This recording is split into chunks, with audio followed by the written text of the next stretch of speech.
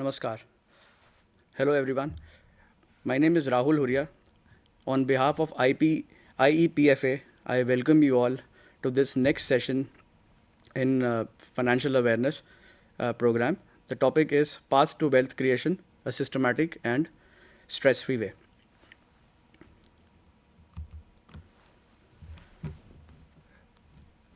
In this program, I'll be discussing about the concept of wealth creation, कि actually में wealth creation है क्या और उसको करने के लिए हमें क्या क्या चीज़ों का ध्यान रखना है, किन किन चीज़ों को नहीं करना है as a concept.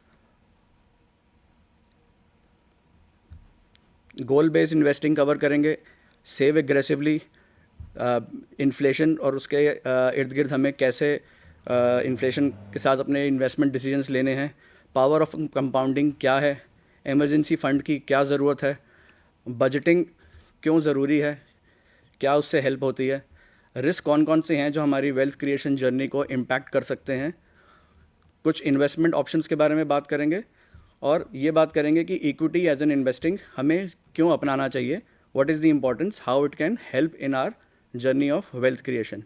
Lastly I will also touch about the decision of house purchase, कि कैसे ये एक डिसीजन हमें हेल्प करता है या कई बार हमारी वेल्थ क्रिएशन जर्नी को बहुत ज़्यादा इम्पैक्ट करता है अगर हम उसको सही टाइम पर ना ले पाएँ.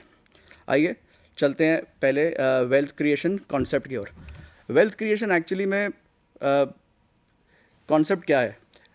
Wealth is the total of all our assets, कि मेरे पास जितनी भी मेरी जमा पूंजी है, मेरे पास चाहे फिक्स डिपॉजिट्स हैं, मेरे पास लैंड है, म्यूचुअल फंड्स हैं, शेयर्स हैं, उसका sum total minus all my liabilities. कुछ लोग उसको नेटवर्थ भी कहते हैं, कि हमारी over a period of time हमारा पर्पज़ ये होना चाहिए कि हमारी वेल्थ क्रिएशन हो या नेटवर्थ हमारी बढ़ती रहे.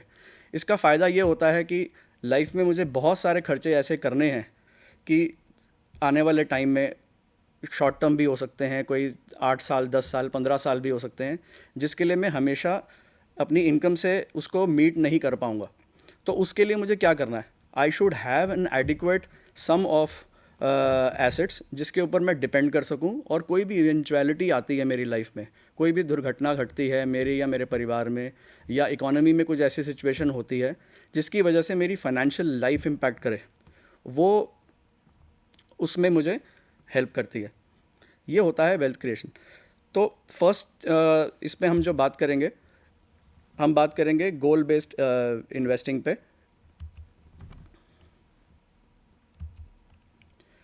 गोल बेस्ड इन्वेस्टिंग कोई कॉम्प्लिकेटेड चीज़ नहीं है, इट्स अ प्रोसेस.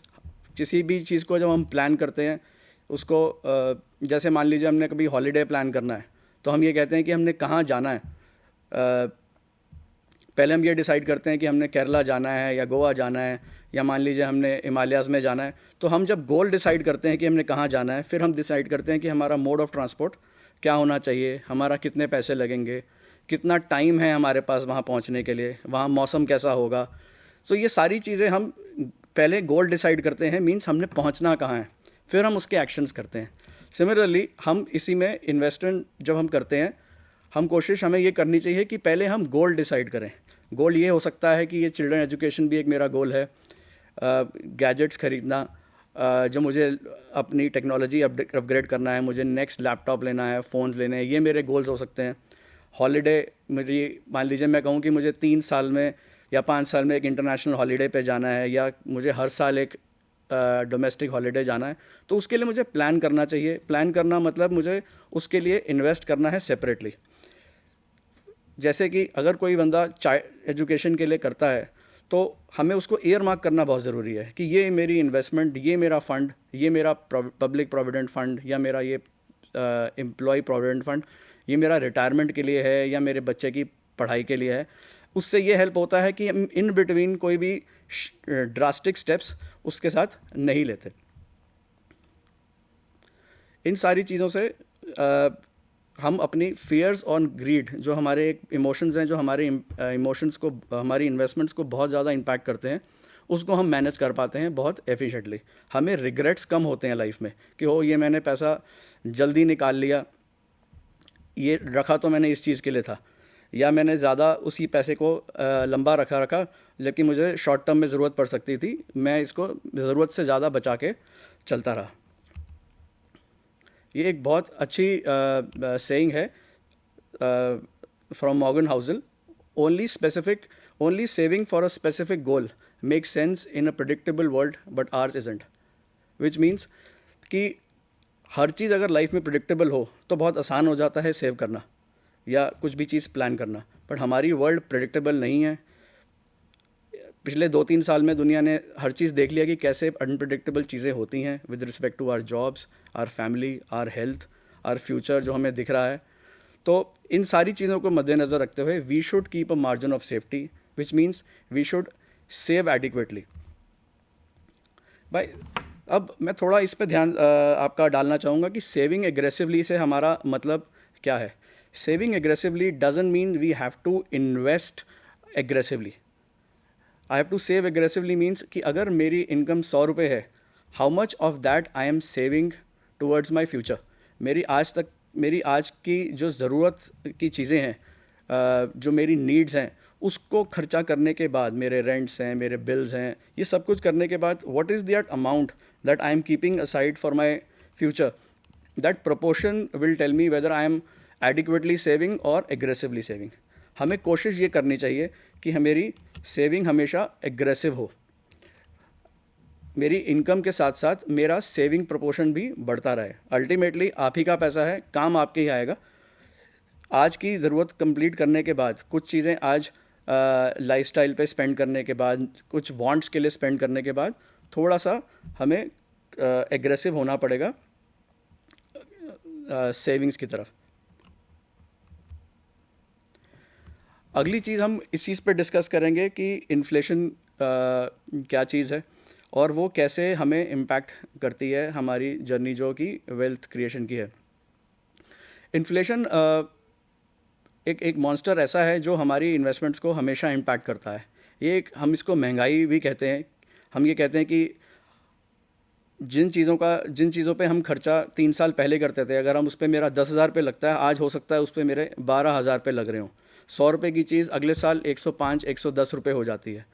चाहे आपकी डेली एसेंशियल्स की चीज़ें हों, चाहे मेरे ऑटोमोबाइल्स हों, चाहे मेरी वेकेशन हो, चाहे मेरे मेडिकल एक्सपेंसेस हों, ऐसी कोई भी चीज़ें जो होंगी वो सारी मेरे को इन्फ्लेशन इम्पैक्ट करती है। अब इससे हम कैसे हैंडल कर सकते हैं, या मुझे जब इन्वेस्टमेंट डिसीजंस लेने हैं तो उसका क्या रेलेवेंस है। अगर मैं आज, जैसे हमने अभी बात किया गोल्ड बेस्ड इन्वेस्टमेंट, अगर मैं कहता हूँ कि मुझे नेक्स्ट 10 ईयर्स में I need let's say as of today 10 lakh rupees for my child's higher education. अगर मैं ये प्लान करने लगूँ कि 10 साल में मुझे 10 लाख कैसे मिलेंगे, मैंने एक्स अमाउंट मान लीजिए इन्वेस्ट करना है। मान लीजिए मैंने कहा कि मेरे को 20,000 पर मंथ से वो सेव हो जाएगा। इन 10 ईयर्स मैंने तो ये माना कि आज के 10 लाख हैं, 10 साल में मैंने 10 लाख कमा भी लिए, बना भी लिए, but at that time will that 10 lakhs will be 10 lakhs. हो सकता है उसमें at that time 10 lakhs will be 20 lakhs और 25 लैक्स और 30 लैक्स, यू डोंट नो। इस चीज़ को कहते हैं इन्फ्लेशन।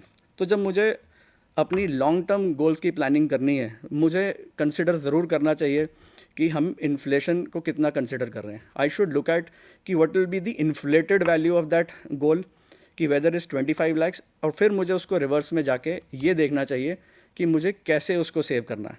कि मुझे 5% रिटर्न से हो जाएगा और आई नीड हायर रिटर्न्स 8% से चाहिए या 10% से चाहिए। अगर मुझे हायर रिटर्न चाहिए, what is the investment opportunity और investment option should I look at. So ये सारी चीज़ें बहुत चेंज हो जाती हैं the moment I look at inflation. I have no choice but to consider inflation in all my investment decision. ये तो थी इकोनॉमिक इन्फ्लेशन की बात। दूसरी एक और चीज़ बहुत ही ज़्यादा प्रेवलेंट है which actually impacts our day to day expenses and lifestyle is the lifestyle inflation. अब इसका मतलब क्या है? लाइफस्टाइल इन्फ्लेशन मतलब कि 5 साल पहले मैं अगर कभी हॉलीडे पे जाता हूँ, फॉर एग्जांपल, अगर उस समय मैं जिस टाइप के होटल में स्टे करता हूँ, क्या मैं आज भी उसी टाइप के होटल में स्टे कर रहा हूँ? 5 साल पहले अगर एस्पिरेशन मेरी ये थी कि मैं 5 साल बाद एक 6 लाख की कार परचेज़ करना चाहूँगा, 6 लाख मैंने आज अचीव कर भी लिए, but do I want the same car? I would want कि नहीं मैं 6 लाख की नहीं, आई should have a 10 lakh rupees car. हम जिस टाइप के वॉचेस पहन रहे हैं, हम जिस टाइप के कपड़े पहन रहे हैं, हमें वो चीज़ों को भी थोड़ा सा we should be conscious enough कि हम क्या हमारी एक्चुअली में हम कितना अपना लाइफस्टाइल अपग्रेड करते हुए चल रहे हैं। That is called lifestyle inflation. तो अगर मैं कहता हूँ कि आज अगर मैं 1 लाख रुपए मुझे चाहिए होते हैं to meet my regular expenses, तो अगर मैं आज रिटायर होता हूँ तो मेरे को इतना एक्सपेंस चाहिए होगा। So I will also have to look at कि जब मेरी इकोनॉमिक इन्फ्लेशन जो होगी, इसके साथ साथ मेरी लाइफस्टाइल इन्फ्लेशन कितनी है। एंड आपको सुन के बहुत ताजुब होगा, you will be surprise to know lifestyle inflation in most of the people in our country and globally is more than 20-25% on an annual basis. ये एक इलस्ट्रेशन है जिसमें मैंने ये एक्सप्लेन करने की कोशिश की है कि इन्फ्लेशन से हमारी मनी वैल्यू कैसे चेंज होती है। मान लीजिए किसी चीज़ के लिए हमें 30,000 रुपीज़ स्पेंड करने के लिए चाहिए आज, and we are assuming a 5% inflation rate, which means हम ये एज्यूम कर रहे हैं कि वही चीज़ का प्राइस हर साल 5% से बढ़ता रहेगा। So 30,000 today will be around 38,000 5 years down the line, which means कि for buying the same commodity same service for 30,000 rupees I will need around 38,000 rupees in 5 years time. And with the same calculation, with the same assumption of 5%, in 15 years I would need around 63,000 in 15 years. तो ये बहुत ही चौंका देने वाली figures हैं, but that is the reality in most of the situations. जैसे हम अभी देख रहे हैं वर्ल्ड वाइड, हमारी कंट्री में या हम बाहर भी देखें डेवलप्ड नेशंस में, यूएस में, यूरोप में, actual inflation is much more than 5%। हमने देखा है कि ऑयल के प्राइसेस किस टाइप से बढ़ रहे हैं, पेट्रोल किस रेट से बढ़ रहा है, कमोडिटीज़ किस चीज़ों से, किस बाकी सारी जो हम डेली यूज़ की आइटम्स हैं हम कैसे रेट से बढ़ रही हैं, उसमें हमें किसी को बताना नहीं है, किसी को समझाने की ज़रूरत नहीं है, but that is a reality we face on a daily basis. Next हम आते हैं पावर ऑफ कंपाउंडिंग पे। कंपाउंडिंग मीन्स कि किसी भी चीज़ को जब मैं किसी भी इन्वेस्टमेंट को हम इन्वेस्ट करते हैं and we leave it for a very very long period of time, उसका जो रेट ऑफ इंक्रीज़ है, the growth of that asset happens at a much much faster rate than I expect. ये हमने example, ये एक formula है which means A is equal to P bracket में 1 + R/100 and to the power of T. ये काफ़ी familiar example है और फेमिलियर फार्मूला है जो हम लोगों ने अपनी स्कूल में मैथमेटिक्स में पढ़ा है 8th 9th स्टैंडर्ड में, कंपाउंड इंटरेस्ट का फार्मूला, जिसमें पी हमारे केस में ये है कि जो इन्वेस्टमेंट जो हम अपनी तरफ से डालते हैं, जो इन्वेस्टमेंट वो बन के निकलेगी, एंड आर जो है वो है rate of interest. For example हम कहते हैं कि हमने आज 1 लाख रुपए एफडी में किया, तो 8% उस एफडी का रेट है, तो हम आर को 8% ले लेंगे, पी को 1 लाख रुपीज़ ले लेंगे, और मान लीजिए उस एफडी का टोटल टेन्योर है 5 years, तो टी को हम 5 ले लेंगे। अब इसमें होता क्या है कि ज़्यादातर इन्वेस्टर्स हम इस चीज़ में फोकस करते हैं कि मेरा आर कितना है, मुझे 8% नहीं, मुझे तो सीधा 15% वाला प्लान चाहिए, 15% नहीं, मुझे 18-20% चाहिए, and in search of that we sometimes take wrong decisions. Whereas the essence of this formula कि हम जो पर्पज़ है हमारा ए को मैक्सिमाइज़ करना, विच इज़ जो मुझे बाद में मेचोरिटी पे मिले, उस चीज़ को मैक्सिमाइज़ करने के लिए I should always focus on T, which means चाहे मेरा पी कम है, चाहे मेरा आर भी कम है, या एक एवरेज आर मैं एज्यूम कर रहा हूँ, बट अगर मेरा टी बहुत ज़्यादा है, मैं एक इन्वेस्टमेंट को बहुत लंबे टाइम तक होल्ड कर रहा हूँ, 10 years, 15 years, 20 years, तो मेरा अमाउंट बहुत ही रैपिड रेट से बढ़ेगा। इस एग्जांपल में ये दिख रहा है कि लेट्स से अगर किसी ने 1 रुपी इन्वेस्ट किया और 25 years में उस चीज़ को देखा, हमने यहाँ पे रेट ऑफ रिटर्न एज्यूम किया है 20, means R is 20 and T is 25 years, तो हम ये देखेंगे 100 rupees has become 1 rupee has become 100 rupees over a period of 25 years, 100 times हो गया है वो पैसा। बट इसमें कंपाउंडिंग को अगर मुझे समझना है तो मुझे एक लेवल और जाना पड़ेगा इस चीज़ को समझने के लिए। फर्स्ट 20 years, फर्स्ट से लेके 20 तक हमने देखा कि 100 rupees has become 40 rupees, but in last 5 years of these 25 years 40 rupees has actually become 100 rupees. तो 60% जो पैसा बना है आखिरी 20% ऑफ द टाइम में मिला है। यही कंपाउंडिंग का मैजिक है। For the same reason compounding is called the eighth wonder of the world. इस चीज़ को समझना बहुत ज़रूरी है, इस चीज़ को अपने फ़ायदे में लाना बहुत ज़रूरी है। इसीलिए कहा जाता है you should start early. We should not wait कि यार एक बार अच्छी जब इनकम हो जाएगी, सब कुछ हो जाएगा, तब हम बाद में इन्वेस्ट करना स्टार्ट करेंगे। नहीं, even if you can start with a small amount. If you are 25 years old, you just started your job, 2,000 रुपये से स्टार्ट कीजिए, 1,000 रुपये से स्टार्ट कीजिए, बट वो अमाउंट स्टार्ट कीजिए जो आप नहीं टच करते हैं, and put it into any investment. चाहे वो 8% दे रही है, आप 10% के इक्विटी रिलेटेड इन्वेस्टमेंट्स में जाते हैं, and then you'll see after 15-20 years कि वो कैसे बेनिफिट होता है।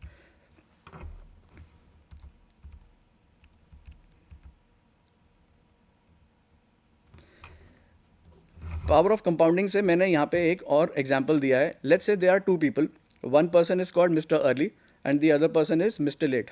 दोनों ही टोटल 3 लाख रुपए इन्वेस्ट करते हैं।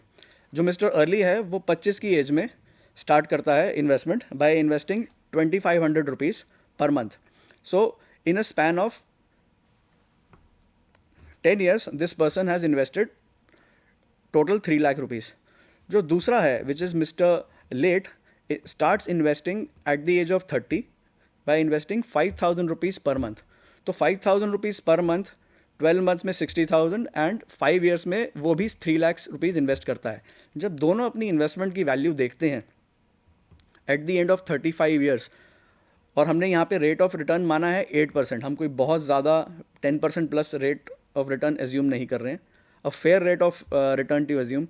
यहाँ हम देखेंगे Mr. Early, who has actually started investing early, has accumulated 25% more by investing the same amount.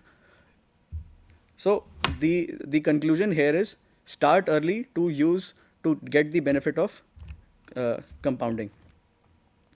अभी तक जो हमने जिस चीज़ पे बात किया है वो सारी चीज़ें इस illustration में बहुत अच्छे से समराइज होती हैं।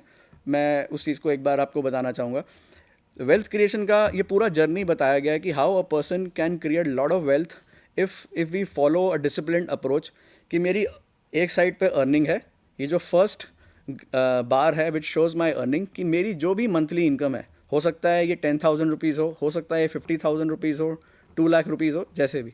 The blue portion is the spends can be जो मेरी डेली नीड्स हैं, जो मेरे एसेंशियल सारी चीज़ें हैं, इन सब को देखते हुए जो मेरा बचता है, I should start investing and I should start early in this.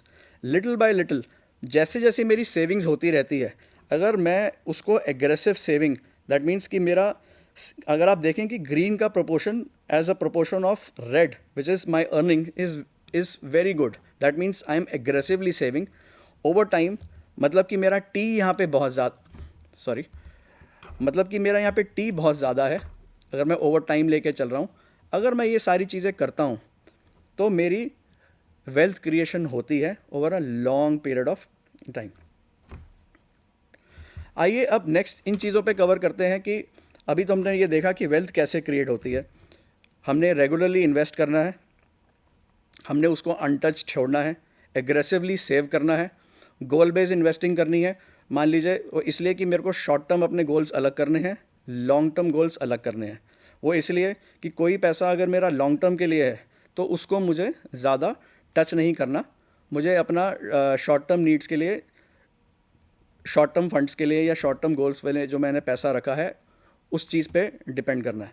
अब जो नेक्स्ट मैं स्लाइड्स पेश करूँगा उसमें वी विल बी कवरिंग कि कौन सी ऐसी चीज़ें हैं जो मेरी वेल्थ क्रिएशन जर्नी को हैम्पर कर सकती हैं, उसको इफ़ेक्ट कर सकती हैं, and I should keep enough provisions for that, so that मेरी ये जो जर्नी है उस चीज़ को हम इम्पैक्ट कम से कम हो सके।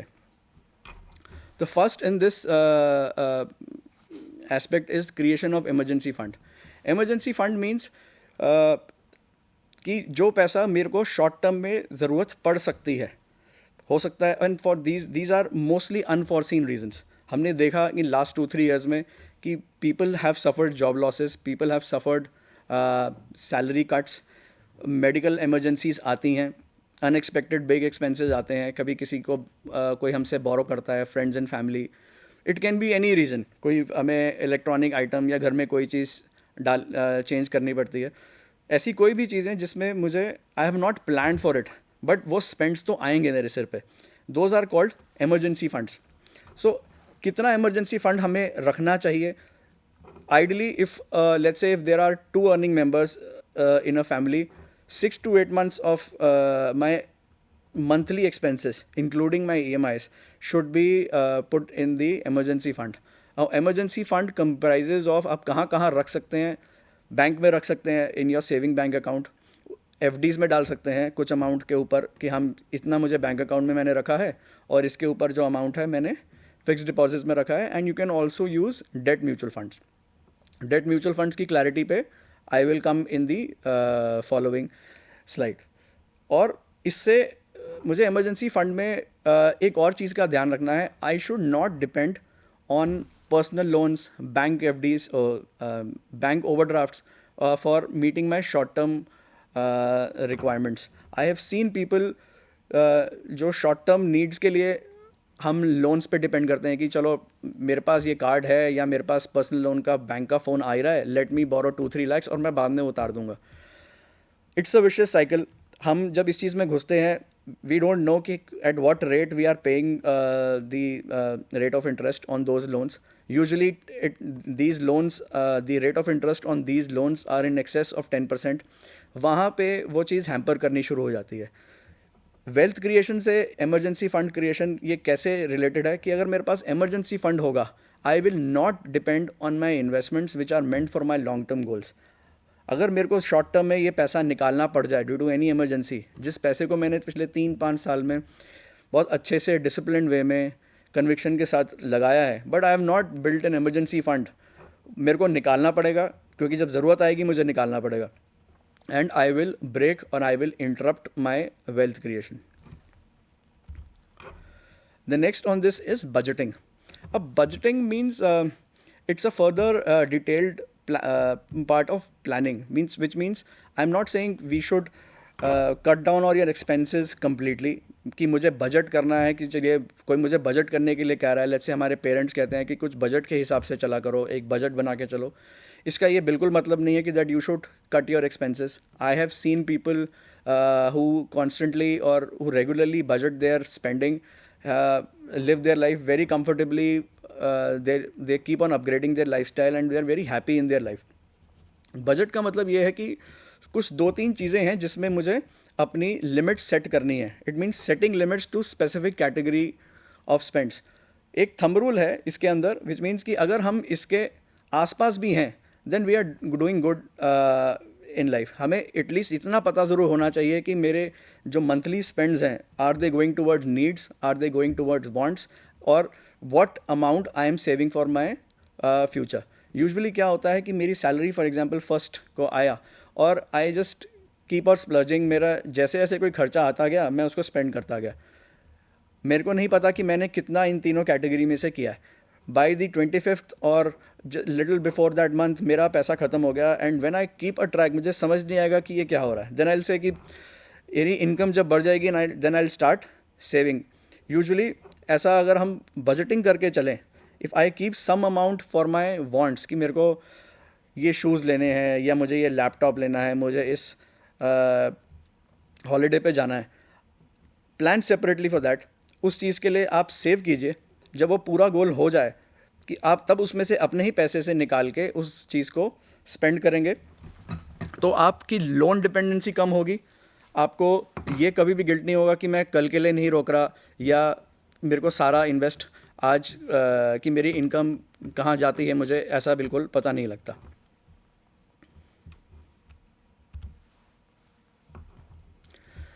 इसमें एक बहुत इंपॉर्टेंट चीज़ आती है नेक्स्ट, जिस बारे में मैं बात करूँगा, वो है डिफरेंट काइंड ऑफ इंश्योरेंस. अब आप में से कई लोग ये सोच रहे होंगे कि वेल्थ क्रिएशन की बात हो रही है और इंश्योरेंस कहाँ से आ गया. इंश्योरेंस जबकि एक खर्चा है, it's an expense which nobody wants to pay. मुझे जब कार इंश्योरेंस पे करनी होती है मुझे लगता है कि क्यों पे कर रहा हूँ, ठीक तो चल रहा है. हेल्थ इंश्योरेंस हम पे करते हैं, हमें लगता है वेस्ट है, अभी तो मैं बिल्कुल ठीक ठाक हूँ, क्यों पे करूँ, कंपनी तो मुझे दे ही रही है। इंश्योरेंस एक वो चीज़ है कि अगर मेरे को गॉड फॉरबिड कि मुझे ज़रूरत पड़ जाती है, दैट मीन्स अगर मैंने हेल्थ इंश्योरेंस लिया है या मैंने हेल्थ इंश्योरेंस नहीं लिया, मेरे को या मेरी फैमिली को हॉस्पिटलाइजेशन होती है due to any reason, it can be an accident, it can be any illness, कुछ भी हो सकता है जिसकी वजह से हॉस्पिटलाइजेशन होती है, मेरे 2-3 लाख 5 लाख रुपए लग गए, मुझे कहाँ से देना पड़ेगा? इधर I will use up my existing investments, or I will have to borrow from my friends and family, or I will take loan. In all these situations, I will again disturb my journey of wealth creation. Medical inflation में हमारे को मतलब health insurance हमने इसलिए भी लेना है कि हमने देखा है कि मेडिकल इन्फ्लेशन बहुत ज़्यादा है हमारी कंट्री में। अगर हमने देखा होगा कि किसी ने, या आप किसी से बात कीजिए, किसी डॉक्टर से या किसी भी हॉस्पिटल में जाके, कि लेट्स से अगर किसी ट्रीटमेंट के लिए if somebody spent 2 lakh rupees 5 years or 7 years back for the same kind of treatment, अगर वो आज करना पड़े, so that 2 lakhs has become 3 lakhs kind of monthly bill or the